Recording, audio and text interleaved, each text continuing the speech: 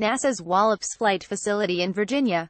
Credit NASA Wallops. The NASA Goddard Space Flight Center's Wallops Flight Facility is a rocket launch site on the eastern shore of Virginia. The site includes the Mid-Atlantic Regional Spaceport, which can send off interplanetary and international space station missions. Wallops has hosted more than 16,000 rocket launches, according to a NASA fact sheet dating from about 2014. These rockets initially sent aloft satellites, technology development payloads, science experiments and aircraft models, among other things. In recent years, the facility has expanded to include flights that go even farther. One of the first notable flights of this era was LADEE, the Lunar Atmosphere and Dust Environment Explorer, which launched from the facility in 2013. The entire Wallops launch complex is seen from the top of Pad 0B LADEE pad.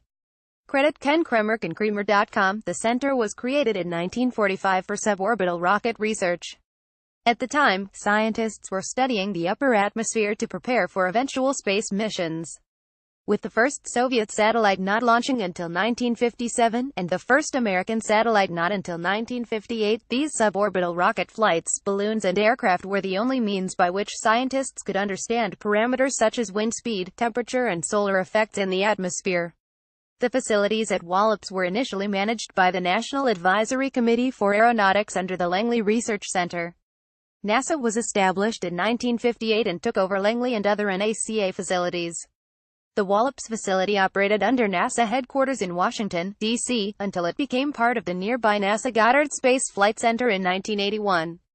By the mid-1990s, according to Popular Mechanics, there were few launches at Wallops and it appeared at risk of being shut down.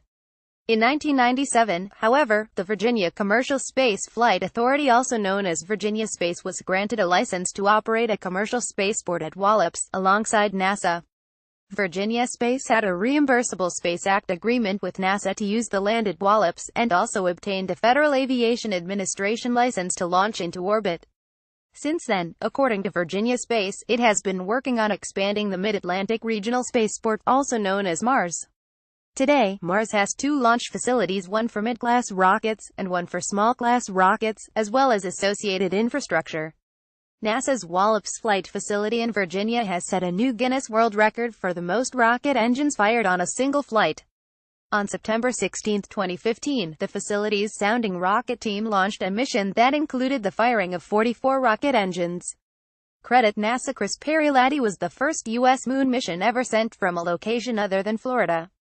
But its departure from Wallops required many upgrades, according to a NASA press release at the time. Building U-40 was converted into a launch control center, in part because it used to be used for the same purpose many years before. The V-55 spacecraft fueling facility also was transformed into a clean room ready to send LADEE out for the launch. This building presented several challenges given that it was set back in the woods, making critter control difficult at best, NASA wrote. The RMMO Range and Mission Management Office project manager worked closely with NASA's Code 500 engineering personnel, who took the lead on updating this facility. In the end, the LADEE spacecraft was provided a safe and clean temporary home while it underwent final processing for its journey to the Moon. International Space Station flights began departing from Wallops in 2013, when Cygnus spacecraft managed by a company now known as Orbital ATK began supply runs to the orbiting complex. In 2014, an Orbital ATK Antares rocket exploded on Pad 0A during a launch, taking with it a Cygnus spacecraft bound for the ISS. This forced a year's worth of repairs to the pad, which cost about $15 million. Those repairs include the replacement of 4 lightning towers around the launch pad, the removal of debris from the explosion, as well as environmental cleanup of water and topsoil contaminated by rocket fuel, according to a Space.com story from 2015, after the repairs were completed. The explosion itself carved a crater 50 feet wide, 15 meters and 30 feet 9 meters deep just to the side of Pad 0A.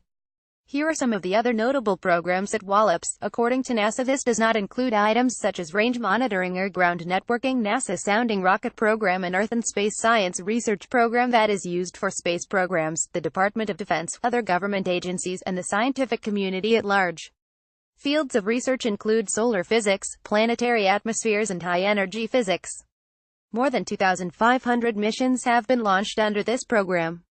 Scientific balloons. While Wallops mainly launches its balloons at other facilities, the NASA Balloon Program Office is located at the facility.